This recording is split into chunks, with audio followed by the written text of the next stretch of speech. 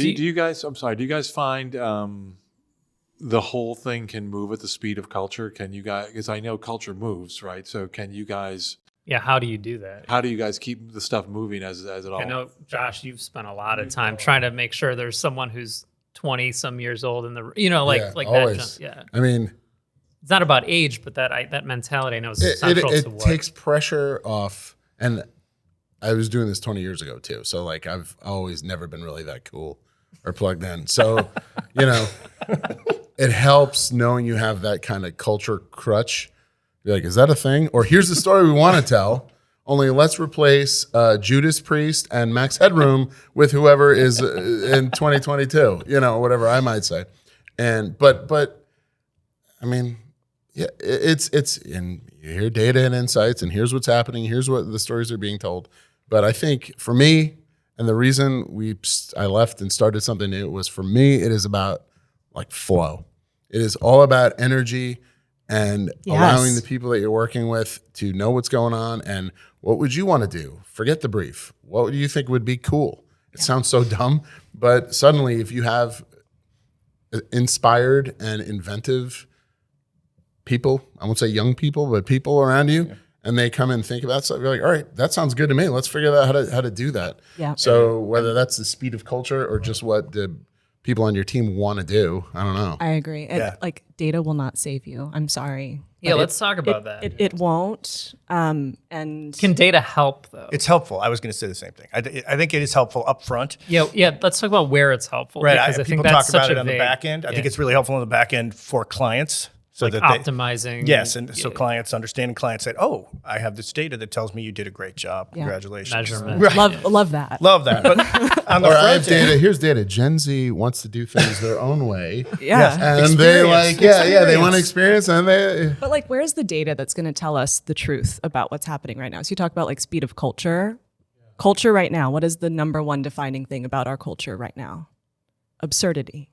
Like absurdity as an aesthetic is the cultural moment. So I don't know if there's going to be like a research report or a meta-analysis. It's like almost antithetical to the idea. Or to the notion of like really understanding culture. So like I don't know if there's going to be a magic bullet data point that's going to say this is the moment now, because it's moving and changing so quickly. Right. I think that's true. I do think it's sort of more specific basis, it can unlock certain areas to cover.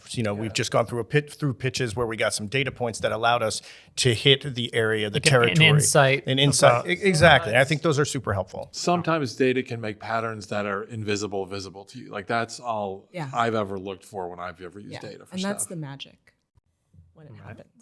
I think over-relying on it, to your point, can be a creative crutch. So you said it earlier. I was curious, like even the idea of a creative brief now, like, is that something you guys are still using? Is that a meaningful thing? Like, is it have to change? I guess my experience often from the earn perspective is you'd start on a client, you'd say, all right, here's their brand book. Here's all this stuff, which is mostly 20 pages of how their logo needs to be displayed. And then you're supposed to use that to apply it to earned. And I never really saw that really translating in a meaningful way. Like it totally makes sense for advertising, but I'm curious like how to brief or how to kind of collab, like how do you approach that? I know at Honeymoon, you kind of have a different way of like, you're not filling out the 2-page brief with the strategy stuff that no one can internalize or actually like should only be a page, Charlie. Come on. Yeah. All right. But yeah, curious I don't know. Do you even brief? No, I'm just getting awesome. That's a mic drop moment right there. I don't know. I think, that's why I say flow. Like, I want to be like, no, just what's the assignment? But yes, there's more information that is certainly helpful. So it's kind of back and forth. And that's where big companies, and I think Weber does it right. So I'm not where when you say, okay, we have 30 creatives and we have some people that can just do it and other people need a lot more help. So we're going to err on the side of the people that need more help, and we're going to overprocess size, a briefing system, and then the people that you're trying to get some energy from. I mean, I can't even read a brief, at this point. Like I get one, I'm like, okay. Well, you're going to go off it at some point. Right. Yeah. Or like, can somebody underline? That's an obligation. Underline the part. And again, especially if you're not making stuff, you know what I mean? When you're talking about a brand brief, or if you're talking about writing scripts and all that kind of stuff, like, great, that's that's tactical, and we'll get there. But like, what problem are you trying to solve? How are you trying to enter cultural zeitgeist or whatever you want to say? Like, what's the deal? Like, what does your product or what does your brand actually do, and why would anyone care? Not like here's 5 consumer archetypes. Exactly. Here's we are the energetic jester.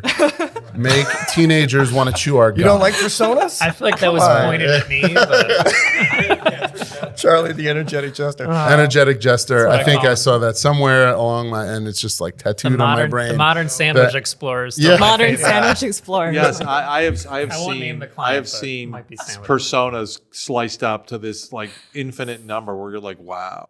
Like MBA hangover. Angela, do you stuff. remember? I don't know if you remember. It took us a good 3 or 4 years to get away from the ad type brief, the message brief. Yes. And sort of an epiphany suddenly was like, oh, yeah, we're not doesn't doing a matter. message necessarily. And we've gone through about 10 different kinds of briefs to nail down exactly, because we do such an array of different kinds Sure. of work.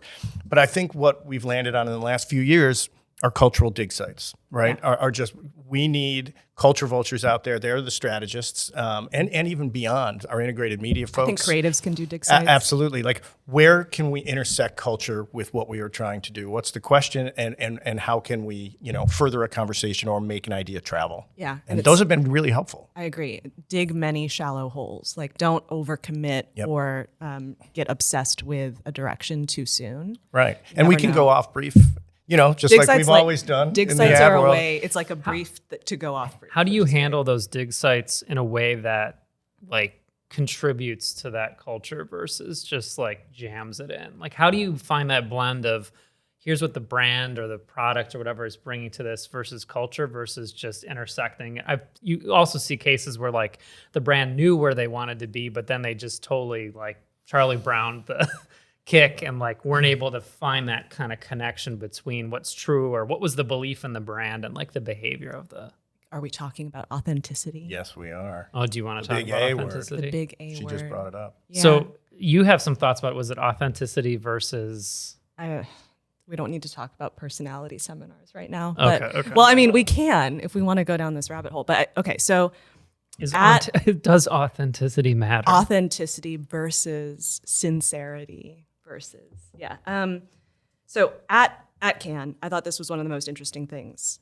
You had major brands talking about how they need to burn their brand book in certain ways, because if they focus way too much on where their logo's placed, whether or not they're using capital letters in sentences, they're losing sight of the fact that what's actually real about the brand exists in the communities that are engaging with it.